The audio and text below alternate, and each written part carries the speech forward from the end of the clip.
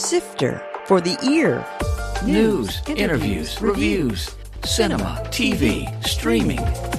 Action! Hi, y'all. This is Jerry Williams, a.k.a. TV Jerry. 2 weeks ago, when I featured the Ashland Theater's 71st celebration, they mentioned a monthly film series featuring films from 1948, the year they opened. And they've announced the films on the website, including The Red Shoes, Key Largo, Rope, and Easter Parade. They all play on a Monday with admission only 75 cents. There's a link to the full schedule on the page for this show at tvjerry.com. The first day on set, Tyler pulled me aside and said, "I've been wanting to work with you." And I said, "Really?" He goes, "I saw you at the Laugh Factory one night." And I said, "She's incredible. If she can act, I want her." That was Coco Brown talking about how she got hired by Tyler Perry. He and Ryan Murphy both saw her and cast her in their shows. Coco is a Newport News native whose career as a stand-up comic has blossomed into numerous outstanding roles in movies and TV series, including For Better or Worse and The Single Moms Club for Tyler Perry, and The People vs. O.J. and 911 for Murphy. Right now, she's playing the principal in Peacock's The Big Door Prize. Sifter Review of the Week. The Beanie Bubble on Apple TV. Zach Galifianakis gets a chance to go dramatic for this pivotal role, and considering the character isn't very likable, he does a decent job, with some of his own prickly personality showing through. He plays Ty, a toy salesman who collaborated with 3 women to create the Beanie Baby phenomenon. When dealing with this powerful trio, he alternates between brilliant, charming, and diabolical. Elizabeth Banks is the smart first partner. Sarah Snook plays his love interest, and Geraldine Vishwanathan is the online marketing brains. They all turn in strong performances. While things start with a bright comic tone, it often veers into drama, especially when Ty gets frustrated. Overall, it's an incredible story of an entrepreneurial success tempered with the reality of the personalities involved. I gave The Beanie Bubble 3 out of 5 stars. So, Coco Brown, welcome to Sifter for the Ear. First question I got to ask you, your real first name is Farrah. Were your parents a fan of Farrah Fawcett? No, it's funny. Charlie's Angels wasn't even out when I was born. Oh, okay. My mother said that she saw the name in a book while she was waiting in the office when she was pregnant with me. Oh, okay. So she just thought it was a cool name. Yeah. Oh, cool. So you grew up in Newport News, and you went to VCU. What was your plan? I know mass comm. What was your plan when you went to VCU for your career? What's funny is that I came to VCU with the dream of being a newscaster. Right. And I went into mass comm under the broadcast journalism window. And about junior year, I got really into advertising. So I changed over to the advertising department. And then you went on to get a master's degree in secondary education. Were you going to be a teacher? Were you going to be an advertiser? How did you end up in comedy? Well, I ended up in comedy because a friend of mine that I went to VCU with, Onyx Lithicum, he introduced me to a guy who owned a comedy club that said he was looking for female comics. Now, mind you, I had never planned on being a comic. I thought I was going to be wearing business suits, carrying a briefcase, working in a boardroom or something. When was this? This was 96, fresh out of college. Okay. And met this gentleman who owned a comedy club at a barbecue. And Onyx had told him, like, "I know this girl, she's really funny." And I'm like, I had no idea I was auditioning. I was just there at the barbecue. Oh, okay. And at the end of the night, he was like, "You're really funny. You ever thought about doing stand-up?" And I was like, "No," but coming with, I was a theater minor at VCU. So I'd been doing theater since I was, 10 years old, musical theater, stuff like that. Sure. So on stage, I wasn't afraid of. So I said, "Well, I'll try it," and the rest has been history. Wow. What do you remember your first joke? Yes. And it turned into actually one of the jokes that I've remixed 1,000 times. Right. I was literally on stage the first time thinking I knew what I was doing because I had watched comedy shows and stuff like that. And the crowd was just looking at me like I was crazy. And I went into this whole spiel about, "Y'all act like I need this job. I work for Ringling Brothers." And at the time, I really did work for Ringling Brothers. Oh, I worked wow. in different offices in Vienna, Virginia. And the crowd started laughing. And I said, "No, y'all laughing because y'all think I work for the circus. I ain't no clown," and it just went from there. And I ended up meeting my mentor that night, Darcel, the Fat Dr. Bleshman, who had mentored Martin Lawrence and Tommy Davidson, Dave Chappelle. There's a lot of, great cast that had come out of the DC area. Footnote. Darcel Blagman, a.k.a. the Fabulous Fat Doctor, was a comedian and mentor to many young comics, as she said. He met me that night and he said, "You discovered something tonight that it takes most comics 5 years to learn." And I said, "What's that?" He said, "What's real is what's funny." Oh, okay. And he goes, I'd like to work with you. And he became my mentor up until the day Wow. he died back in 2020. Wow. Now, it's interesting because I've, of course, heard interviews with other comics through the years, and so many of them bombed at the beginning. You were really lucky to just nail it right up front. I mean, I was bombing. Oh, you were? Okay.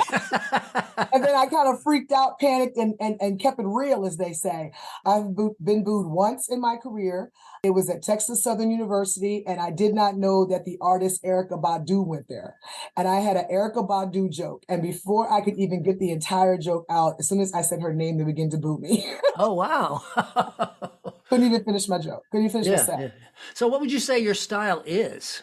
Obviously, it's very personal. Yes, very personal. At this point in my career, my set constantly changes and evolves because I constantly change and evolve. Right. So I talk a lot about my life and my perspective of my life, of what I'm seeing in the world. I talk a lot about relationships and the dynamics between men and women. I talk a lot about, raising my son, going Right. from a married woman to a single mom, and and threatening child support every day. Well, it's better than it used to be back when there was just Wanda Sykes. But what challenges have you faced being a Black woman in comedy? I mean, a lot of times. Of course, it did help that you had the doc up front and he was Black, so that kind of. Yes. Fat Doctor gave me a lot. The one thing I loved about Fat Doctor is Fat Doctor didn't let me just be a Black comedian. Oh, good. Because, you can be an urban comedian, a mainstream comedian, or you can know how to go in between both. And that's the one thing I can say that I give a lot of props to Doc for, because Doc made me do all my material in the beginning clean. Oh. And he said, this way you'll have TV friendly material. He said, once you master that joke, then you can season it up with a little bit of, extra. You can get a little blue, yeah. Exactly. He said the key is to have jokes that can go clean or dirty. Uh-huh. So that has helped me a lot in my career, and it's allowed me to do various different genres of comedy, not just urban comedy. I can do mainstream comedy. I can do corporate comedy. I can do Christian comedy. Well, now let's segue and pivot from the stand-up to suddenly you're getting TVs and movies. How did that happen?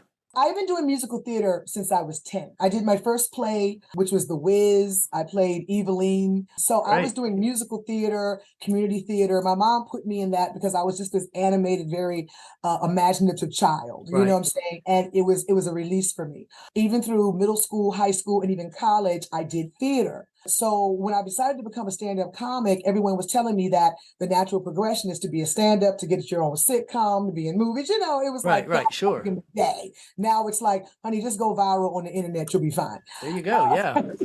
So I got my first film. It was called Blue Moon. It was a student film from a guy named Xavier Jackson that was going to Howard University.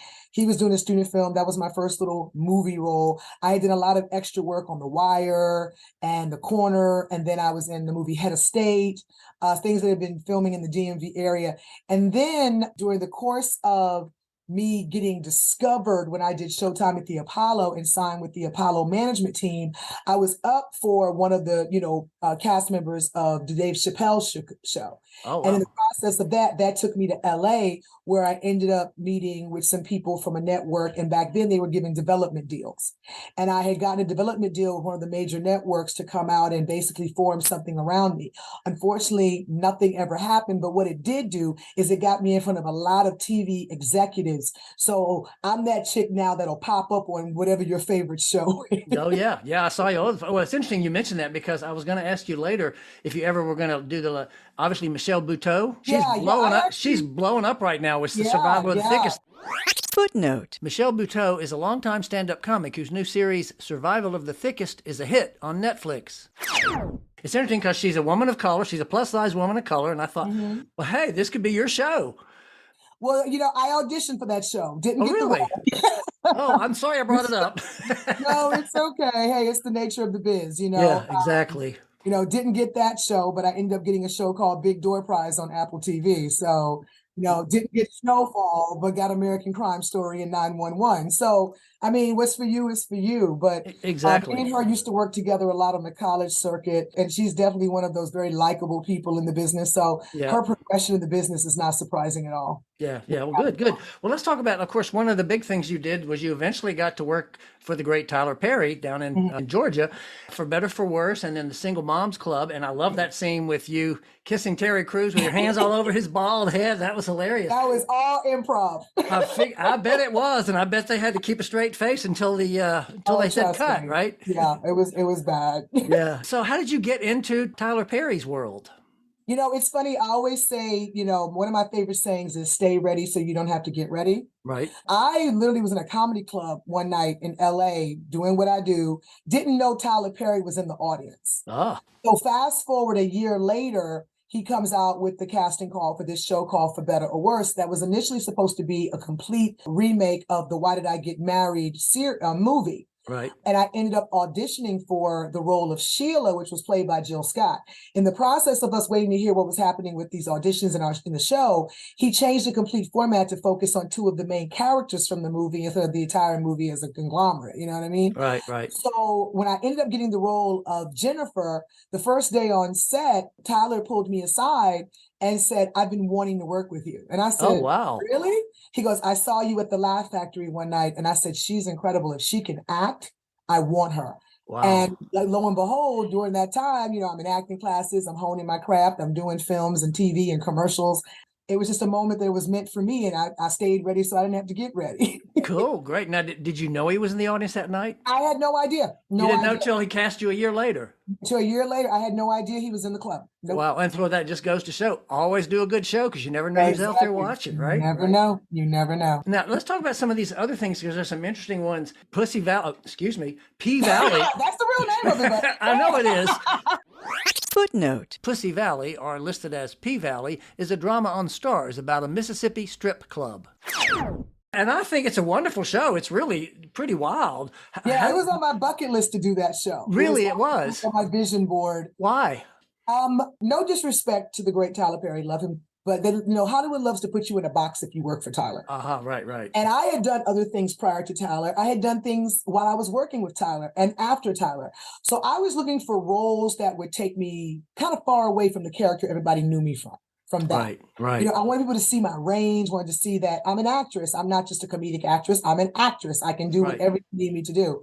So, and P Valley is one of those shows that was so monumental and all the messages and everything it depicts.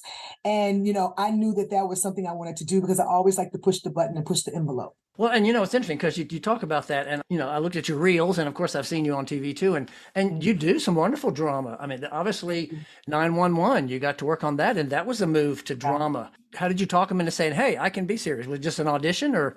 I have to give a lot of credit to the late great John Singleton. Footnote. John Singleton became known as a major director after his debut, Boys in the Hood, and later directed numerous films and TV shows. John had met me some years ago in Bill Duke's acting boot camp, which was one of the most premier acting boot camps in LA. I mean, Anthony Anderson went through there, Terrence Howard, Taraji P. Henson. Wow. So to be able to be part of that boot camp, of that lineage, it was an honor. And I met John Singleton there. And I did my monologue that day, and John pulled me aside and he said, "You've got a lot of drama in you." He goes, "Don't let anybody put you in a box." Fast forward many, many years later, I had gotten, For Better or Worse, Single Moms Club, was doing a lot of comedic stuff. He was casting for the show Snowfall. Footnote. Snowfall is a crime drama revolving around crack cocaine and co-created by Singleton. He said, "I want coca." And he brought me in to read for a particular, I think it was the role of Franklin's mother. And went all the way to network, all the way to chemistry testing. And they liked me, but they didn't think I looked like I had been strung out on drugs enough. Have they ever heard of makeup? Hello. Right, exactly. So I didn't get that. But that same day when John called me and told me I didn't get it, he said, "I'm doing this little show called American Crime Story. And I think that you would be perfect for one of the jurors that has a special kind of silent relationship with Johnny Cochran." He said, "Because Coca, you have an ability to act with your eyes. You can say so much with your eyes. And I need someone that can be speaking to him without saying a word." Footnote. American Crime Story was the Emmy Award-winning series The People vs. O.J. And from there is how I got in front of Anthony Hemingway. I got in front of Ryan Murphy. Footnote. A quick catch-up in case you've been living under a rock. Ryan Murphy is the creative force behind such shows as American Horror Story, Glee, 911, and American Crime Story. And when they came up with 911, it was told to me after we had shot the first season of 911 that Ryan Murphy literally asked for me. He said, "Get me the girl that played Queen Bee." Wow. Those are great compliments to have those, those amazing people do that. And of course, you got to work with Brian also, I guess, first on People versus OJ, which was some heavy duty working from you too, obviously. So he knew you could handle it. That was 9 months of no joke. I mean, it was grueling, but I have to say it was like being in a master class you could not pay for. Wow. To watch Courtney B. Vance, John Travolta, Sarah Paulson, right. Sterling K. Brown, Kenneth Choi, to watch them do what they do, you couldn't have paid for that masterclass if you wanted to. Well, now you said it was all serious. So when they ever called cut, were you ever like cracking a joke just to break the ice, or just? We all were. Me and John Travolta shared a couple of jokes together. Oh, really? And Courtney B. Vance, I just love to death because, of course, I work with his wife, Angela, on 911. Right. Courtney is such an incredible human being, and Sarah Paulson was just so gracious and open when you talk to her. So, we crack jokes, but I also got a lot of tutoring in there, too. There you go. That's wonderful. I did watch all and actually reviewed all of Big Door Prize, which apparently there's going to be a second season because it's kind of we've up in already the. Shot it. Oh, you've already shot it. Yeah, we shot it. We got a call to come in for the second season before even the first season aired. Oh, wow. Footnote. In the Big Door Prize, which is now on Peacock, she played Principal Pat, whose life goes through some big changes. So tell me what the principal's going to do in season 2. Well, I mean, she's just messy. She is. There's no other way to describe it. She's everybody's business. She is just quirky. It's so funny. I played a principal in Never Have I Ever. I was going to mention you seem to be playing principals a lot too. Hey, sometimes you get that role, honey. That's right. And Principal Grubbs and Principal Pat are so different. Right. Principal Grubbs, was based completely on my mother, who was an educator for 34 years. My mother, kids loved her, but she didn't play. Principal Pat, you have to ask yourself a couple of times, how'd she get this job? It's true. So did you actually get to ride a motorcycle, or did they have stunt people do that? No, I actually was on it, but it was like on a trailer being dragged, but I was on it. Yeah, I was on it. You didn't have to drive it, though. No. That's good. No fun at all. Yeah, I would have crashed for real. There you go. Yeah, that wouldn't be good. You mentioned Courtney B. Vance's wife, Angela, as in Angela Bassett, and she's the star of 911. How was working with her? I know right after we did 911, and to have Angela Bassett, who's someone I just admire and respect so much, come up to me and tell me that what I brought to that show gave that show such a realness. Wow. And that people were going to feel very connected to me. And she didn't lie. Like there are literally, Carla fan pages. Like people loved Carla. To have someone of her legendary status give me flowers was amazing. Oscar winner. I know Tyler, when we first started working on For Better or Worse, not even, I think we were maybe 4 or 5 episodes into the very first season. And he pulled me aside and said, look, if you see something on this script that you think you can make funny, you do it. Whoa. Because I trust you're funny. And I'm like, wow, that's a lot of trust to put in me to say, you're okay with me adding or subtracting or embellishing or whatever. So thank you for that. I've had plenty of those. There's been some moments that, I have to put in the book one day. Come on. It's you have to wait for the book, huh? Wait for the book. I don't want to throw anybody under a bus, but it's definitely been some situations where I'm like, ooh, you're not a very nice person. Yeah. And that's why sometimes it's so hard. You don't want to meet your idols because you meet them and they turn out to be jackbutts and you're like, oh, wow. I wish I could have just kept the fantasy. I've had to deal with situations where I've been told you got the part and this, that, and the third. And right when I'm about to clear my schedule, they tell me, oh, my man, we changed our mind. Oh, Lord. There's been situations where people assume, especially here in Atlanta, my quote is too high. So they'll have me audition, but then they'll take my audition tape and use that as a template to get somebody cheaper. Wow. And I guess you can't stop it. No, because you don't even know you're auditioning for that purpose Oh, until right. someone tells you, which I got told later on that, a lot of these people, they feel like they can't afford you, Coca, but they want you, but they can't afford you. So they'll use your audition tape and they'll say, okay, we need this, that, and the third based on what you did in the audition. I'm like, what? Wow. It's flattering and insulting at the same time. You're right. And it's starting to reek of a little AI coming in there. Tell me about it. You can't get the real thing till you get a bootleg. Exactly. So, how do you balance between your stand up, which obviously you've got to book those pretty far out, and then somebody says, hey, we want you to be in this great TV show or this movie? How do you figure out, oh, well, I'm going to cancel the date or I can't take the part? That's what happened. Last year was absolutely insane for me. I was working on multiple projects while doing stand up at the same time and taking care of two sick parents. It was Oh, wow. insanity. Last year was even more insane because I literally was going from project to project, sticking comedy gigs in between. And some comedy gigs had to be, rescheduled or canceled. And that's how this business works. You can be on a high where it's just like you almost turning down stuff. Right. And then it gets stupid quiet like it is right now during the strike where you're like, okay, so I guess I'll teach or something. So what about some of these other shows like you were Breaking Bad, you were in Happy Thanksgiving on Crackle? Is that something new that's coming out or? No, that's actually Family Thanksgiving was actually the first movie I ever executive produced. Oh, wow. And I starred in it as well. I played the matriarch of the family. I've been getting a lot of those. I don't know if because I'm looking old or I just get off the old energy.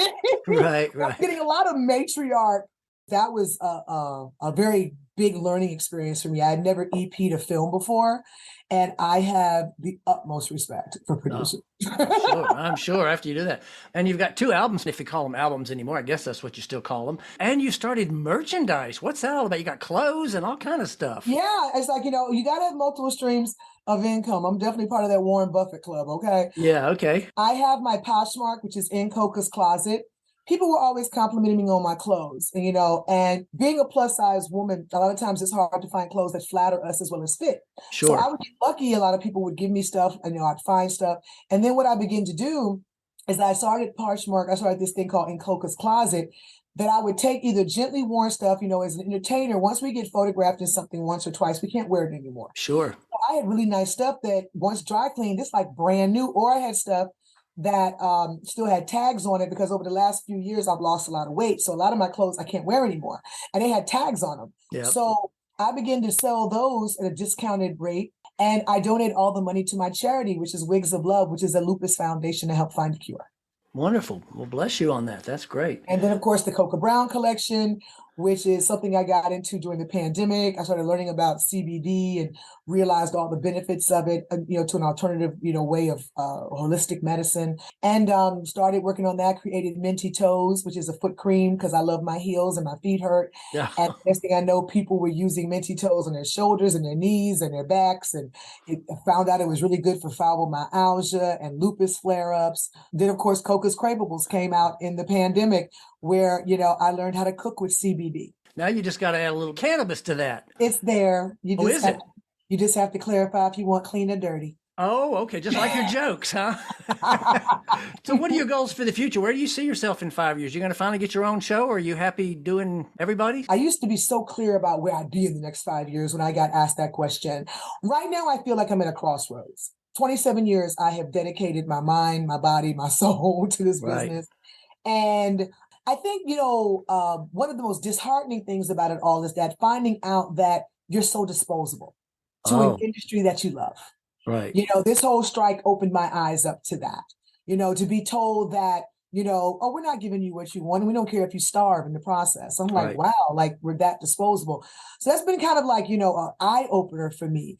Like, okay, maybe I want to go somewhere where I'm more appreciated, but I love this craft, what I do. I love it so much. My ultimate goal, I would love to be a showrunner where I create shows and work with the conception all the way to the inception to it being a projection. Right. And I've been doing a lot of writing, co-writing, helping my friends get their stuff ready. So, and then, we're such a great time too, that the indie film is doing far better than some of these big budget films, Yeah. Well, all the streamers, they all need something. Exactly. They need content. Right now, anybody could be a filmmaker thanks to Tubi. Right. Anybody. Yeah. Anybody. My kid could make a movie right now. Yeah. So right now, I can honestly say I don't know. but I'm open to the universe to see where it takes me. It's cool. And actually, well, besides the fact your work, which is wonderful, but to have people like Ryan Murphy and Tyler Perry tell you that you're wonderful and want to work with you, already you know that something's going to happen. I pride myself in having a reputation that I'm easy to work with. I'm a professional and I come to play. There you go. Sebastian, horror time? Oh, yeah. My second horror film. No, this is my third. There was Biting Personalities, but that was like a comedy horror film. And then, of course, Sebastian, which is more of a psychological thriller. And that's a genre I would love to put my feet in more. Me and my son both love horror movies. Like, we wait on horror movies. Those are the one movies we are breaking our neck to go to the theater to see. Speaking of which, one question I always like to ask everybody is, what are you watching when you have some time to, good Lord, I don't know when, have time to take a break from being a mother and an actor? I'm really big on old movies. I love to look at the old movies like The Mahoganies, The Lady Sings the Blues, The Imitation of Life. When it comes to TV shows, it seems like every show I fall in love with gets canceled. Like, I was a huge Queen Sugar fan. Uh-huh. Like, my friends knew if you call her when Queen Sugar's on, you're going to get cussed out. So, of course, I love, P-Valley. And Quiet is Kept. I'm a news girl. I like to watch the news. Oh, you do? Well, I hope you're at least not watching Fox. Honey, I'm going to tell you something. My daddy always told me, get cool with the enemy so you know their moves. Oh, there you go. I watch Fox sometimes just to see what they're thinking, what they're plotting. I have another friend who does exactly the same thing. So, yeah, there you go. Well, Coco, I want to thank you again. This has been loads of fun, and I can't wait to see what you're going to be in next. Besides the big door prize, who knows where I'll find you? Yeah, there's a BET movie coming out called Sisters that I'm in. I'm actually playing another matriarch. I'm playing a grandmother. They actually my Lord. They actually aged me, but I really, enjoyed playing that role because I literally was playing my mother, and I had just lost my mother when I started. Oh, wow. So it was very therapeutic for me. Oh, good. Well, this has been great. This conversation has been very therapeutic for me and gave me a few laughs. So I want to thank you again, Coco. Thank you for having me. Thank you. That was Newport News native Coco Brown, whose career as a stand-up blossomed into numerous outstanding roles in movies and TV series. There's a link to her website and IMDb on the page for this show at tvjerry.com. Coming soon. In theaters. After previews last week, it's officially here. TMNT, Mutant Mayhem, the new animated comedy version of the Mutant Ninja Turtles. Meg 2, The Trench, the sequel to the thriller involving a giant prehistoric shark, with Jason Statham returning to lead the fight. Mobland, John Travolta plays a cop after a crime syndicate, which includes Stephen Dorff and Matt Dillon. Kokomo City, a raw documentary about 4 black trans sex workers. Shiva Baby. At a Jewish funeral service with her parents, a bisexual college student runs into her sugar daddy and ex-girlfriend. Dreamin' Wild. Walton Goggins and Casey Affleck play 2 friends who spend all their money to produce a record. What Comes Around. A young woman's love affair twists in dark ways. TV and streaming. Painkiller on Netflix is a fictional version of Dopesick about the opioid crisis. The Lost Flowers of Alice Hart on Amazon Prime, based on the novel about a girl who goes to live with her grandmother, Sigourney Weaver, after her parents die in a mysterious fire. Zombieverse on Netflix, the latest Korean series set in yet another zombie outbreak. Only Murders in the Building on Hulu. Steve Martin, Martin Short, and Selena Gomez solve a new crime, with Meryl Streep and Paul Rudd joining the cast. Reservation Dogs on Hulu, the 3rd and final season for this unique show revolving around indigenous teens in Oklahoma. Heartstopper on Netflix, the 2nd season of this series about 2 high school boys in love. Physical on Apple, Rose Byrne returns for season 3 as an 80s aerobics instructor. How To with John Wilson on Max. I forgot to include it in last week's openings, but his mini-docs are unique, quirky, and fun. You can subscribe to this podcast on all the usual platforms, or you can visit TV Jerry, click on the podcast tab, and there's a link. Next week, we'll have another accomplished actor and longtime Richmonder, Daphne Reed. She's going to be joining as a host of Virginia This Morning on CBS 6, and she's got some great stories about her life in L.A., too. This is Jerry Williams. Thanks for listening. For more Sister, including literally thousands of reviews, visit tvjerry.com. That's a wrap.